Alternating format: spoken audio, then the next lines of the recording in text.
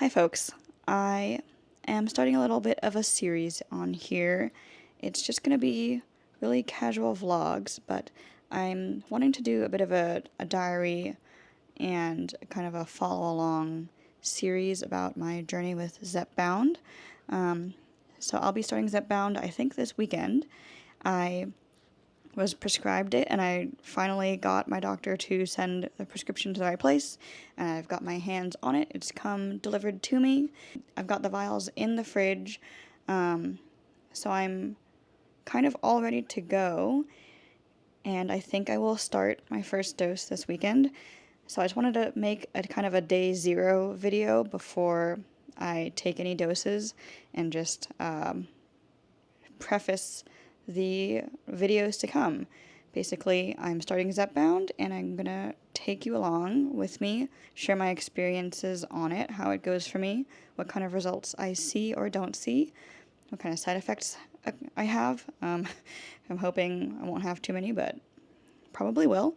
And yeah, what changes for me in my day-to-day life, like how it affects my performance in sports, how it affects my pain in my foot with my plantar fasciitis, how it just improves or doesn't improve my daily quality of life, and also, of course, how it affects my PCOS, which is like one of the biggest reasons I'm taking it.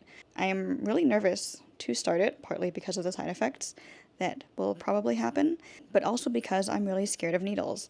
And I have been for some time now. I don't really like to watch anyone or anything get stuck with a needle, including myself. When I get vaccinations, I just turn away and pretend it's not happening. So the idea of having to do that to myself is frankly quite horrifying, and I'm not sure how I'm going to cope. Well, I mean, I do have my boyfriend to help me on the times that he is with me, but I think inevitably there will become a day when I might have to do it myself with no assistance. So yeah, I don't really know how it's going to go.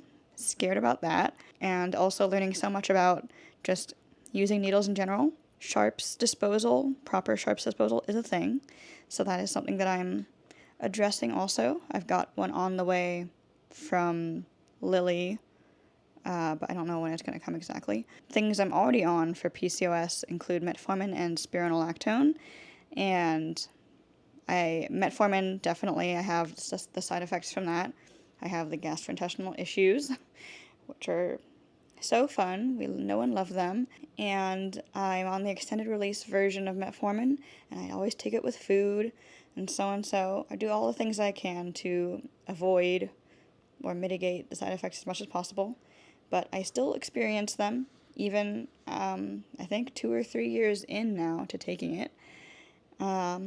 So I expect to definitely experience side effects with Zepbound also. Although I know that while it can cause like nausea and vomiting, that might happen, I also hear that it can cause constipation. So maybe that'll actually like counteract or counterbalance with the metformin effects. I don't know. We'll have to see. Or it could just make everything even worse. We shall see. Getting a PCOS diagnosis from my doctor in the first place was really difficult. Getting metformin was a process, but was fairly doable. Getting Zepbound, near impossible. My current insurance does not cover it for PCOS, and I think most insurances don't. Still, it's not like an FDA approved use of it, but there are a number of studies out about GLP-1 agonists for PCOS, and helping with weight reduction in those cases. So that there is some research. I don't think there's a whole lot of like really good quality empirical data yet. There are a lot of like review studies out so far, and I think there's a bit of evidence to show that combining a GLP-1 with metformin is even more effective than just the GLP-1 or just metformin on its own. So my doctor didn't tell me otherwise, so I'm going to remain on the metformin with the Zepbound. Oh yeah, I am testing a new lash thing right now, so don't mind me if this looks really crazy or weird. It's like a much bolder style than I usually go for. So, Please disregard that if it looks wonky. I hope not. A little bit on the inner corners, but... So I think I'm going to start my first dose this weekend, this Sunday, and I'm going to share my experiences. Maybe I'll make a video like right after I've done that and just share how the first administration went. I'll definitely do a video next weekend after it's been about a week from the first dose and when I'm about to or have just done my second dose. So yeah, that'll be happening soon, I think. I will try to stay consistent about these videos, and I will keep y'all updated. This is going to be an adventure.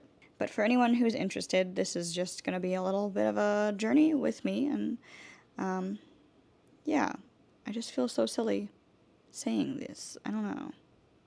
I feel sillier and sillier. Is this a silly idea?